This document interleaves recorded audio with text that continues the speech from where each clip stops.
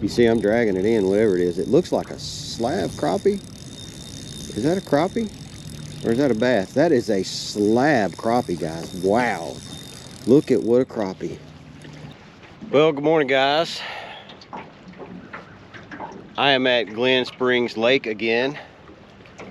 If you guys didn't watch my last video, Sean and I came out here and caught quite a few bass running crankbaits. A few of them we caught trolling. And today, that was kind of my plan. Today is Thursday, February 15th. It is a cool 47 degrees right now. What my plan is today is to follow through on the plan that I discussed in the last video, and that is I want to try and go trolling, and I want to troll Glen Springs with crankbaits. And so my boat doesn't have a trolling rig on it, so let me show you what I've got to try and accomplish this today, or I'm going to see if this works. All right, guys, let me just show you what I've got as far as tackle on this rod.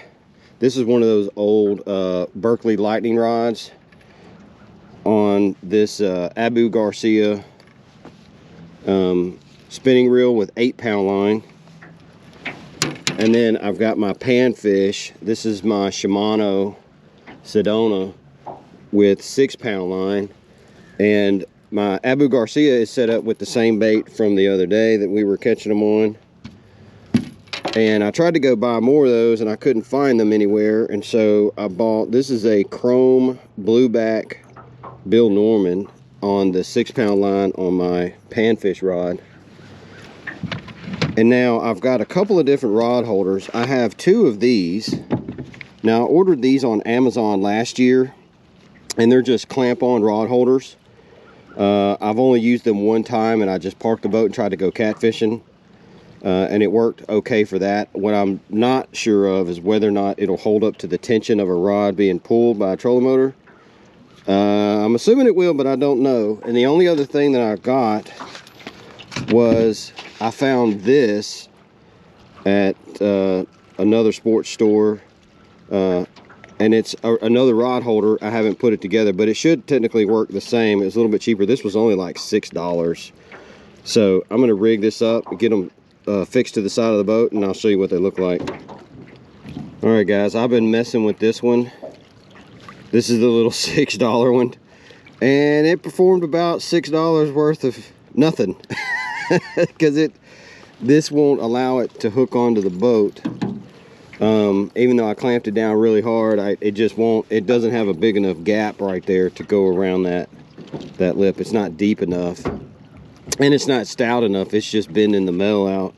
I don't want to lose a rod. This thing was entirely too cheap, so I would not recommend this one, at least on this boat setup, but I think the other 2 will work fine. And so here's one of them, and it's got a locking mechanism right here. It's not too sophisticated, but it works perfect. And you just slide your rod in like that. And so what I'm going to do, I'm not setting this at some exact distance behind the boat. I just gave it a cast, put it in here, spin that around, good to go. All right, I'm going to do the same thing on this rod. I'm going to pull this one out. This one's got this chrome Bill Norman. The hooks are already hooked on it already. And I'm going to throw this one out a little ways behind the boat, lock it down, put it in here, lock it in. Hopefully those poles won't go anywhere.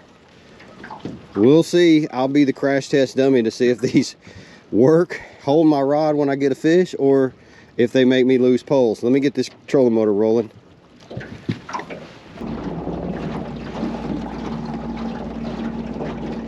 All right, so we were running up and down that dam.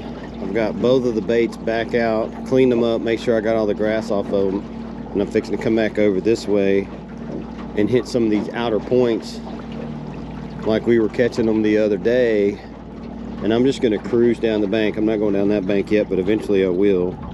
I'm going to come back over here on the east side, hit the east side of the lake, and just kind of steer outside the bank a pretty good ways, monitoring the poles by the action of the tips. I'm going to look at them, and if I hit grass, the pole's going to obviously get a fairly large bend in it, in which case I'll need to move the boat out a little bit further from the bank or slow the troll down. Oop, look, that one's got a fish. Look at that. I'm right out in the middle, literally in the middle of the lake, and this one's got a fish on it. Look, I'm literally in the center of the lake. That may be what I've been doing wrong. This fish was nowhere near anything, and it doesn't feel like a bad fish. This feels like a decent sized fish, guys. No kidding. I mean, this is my panfish rod and 6-pound line, but you see I'm dragging it in, whatever it is. It looks like a slab crappie.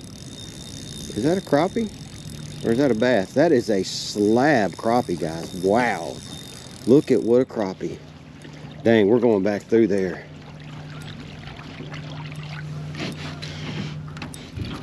Wow.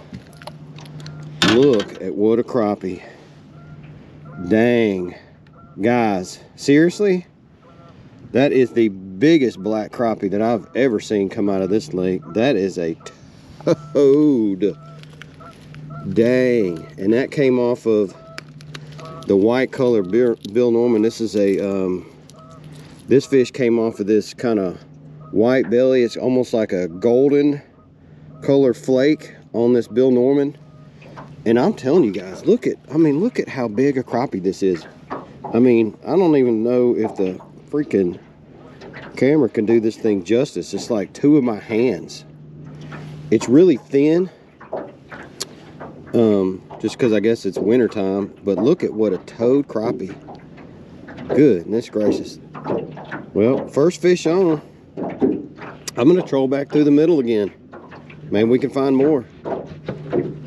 Uh-oh, something happened with this one. I don't know if that's a fish or... Yeah, this feels like a fish. I may have finally got another fish. This trolling thing has been pretty tough thus far, trying to get a bite. This is only the second fish that I believe has bit. This one might be a bass. It is hard to tell. It's keeping down. It's little bitty bass on the same bait. Little bitty guy. I've almost trolled, I don't know, 50% of the lake I've trolled this morning, and I've only had the 2 fish so far. So I think what I'm going to do, I'm fixing to hit the stump fields. You can see there's trees sticking out of the water on this side. Nope, I got a fish on that one. I may have just now found the fish. I was going to switch up, but apparently I don't need to. If I may have just now found the fish. This is a little better fish than that last one. This one's actually a keeper. It looked like a bass. Yeah, it's definitely a bass. I just now found the fish, that's all. I wasn't around them. Sweet. Okay, so this one came off the Strike King.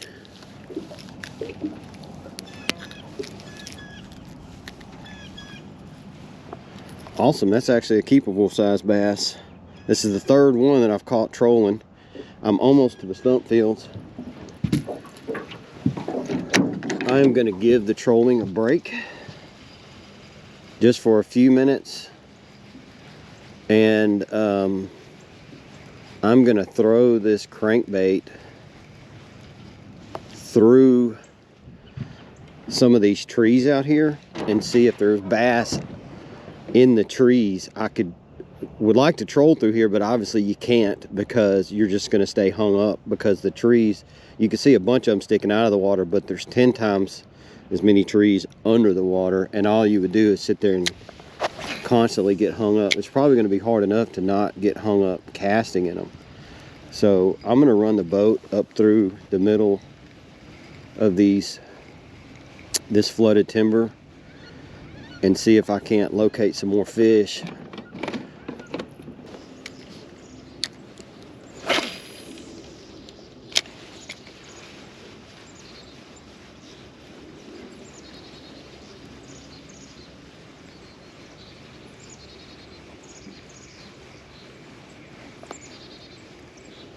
There he was, right there in that clear water, came up and bit. Dang, that was awesome. I watched him get it right in front of the boat.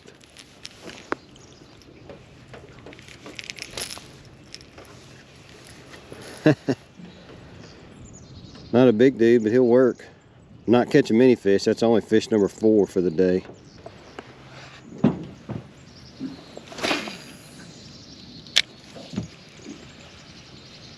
There are a lot of stumps under the water in that little pocket right there. You would think there'd be a whole lot of bass sitting in there, but oop, I did get one. That's a decent sized fish too. Oh no, he's just fighting really good. Look at him in that clear water.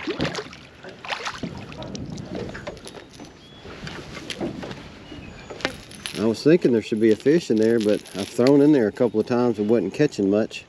He'll do. Nice fish. I have moved the rod holders towards the front of the boat. The reason why that is I'm going to try to troll with the outboard motor.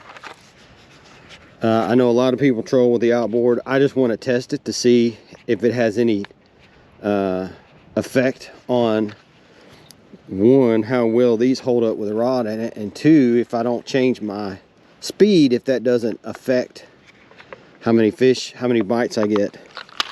Right, because the trolling motor can only do so much. Alright, I've got the deeper diving crankbait on the outside away from the bank. I got the 6-pound towards the bank. I've got the outboard running as slow as it will go.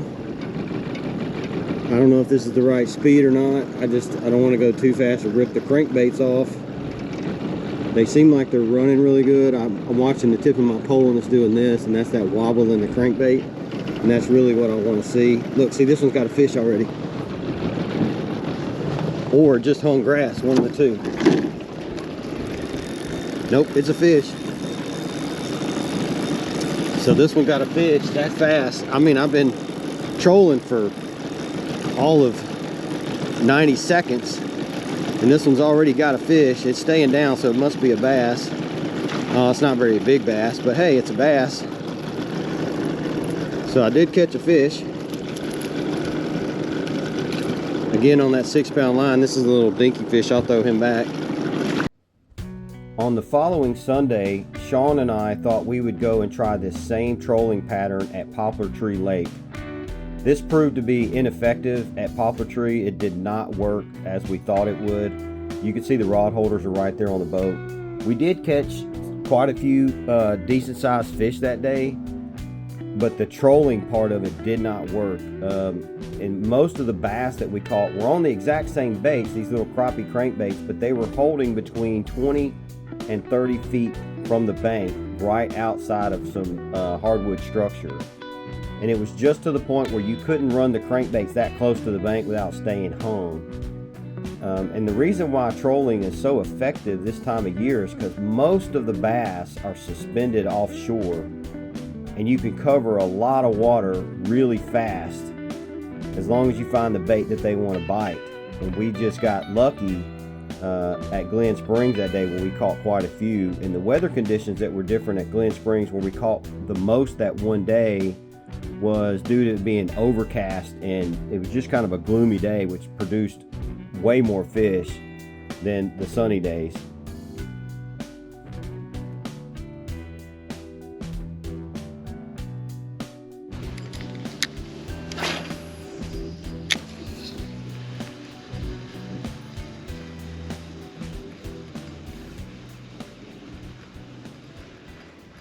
Ooh, got a fish right there. Ooh, good fish too. Wow. Hey man, grab that net. It's a decent sized fish too, man. Look, look. Dang. Sweet. Look, first fish on is a tank, a semi-tank for this tiny crankbait in February. Dang. Good deal. Look at that. Wow.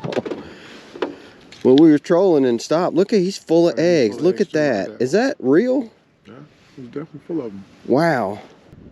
All right, guys, that's going to wrap it up for today. I did catch a handful of fish. Most of them I caught trolling. I did catch a couple of them just casting through the trees.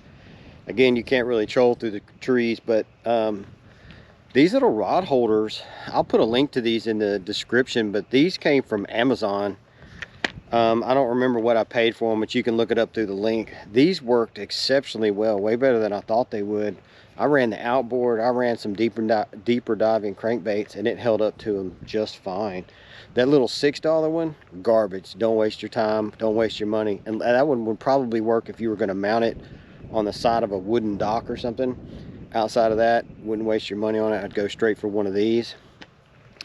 Now, if you want to come out here to Glen Springs, right now is about the only time of the year that you're going to be able to throw crankbaits and troll crankbaits because the grass gets so high. But right now it's low enough that you can fish and not get the grass. Usually my baits, if I get too close to the bank, they'll get some grass, but it was very infrequent, so it worked well. But I've got a handful of fish in the cooler, threw a few back. I'm fixing to clean these up, get them in the frying pan. I'll see you guys next time.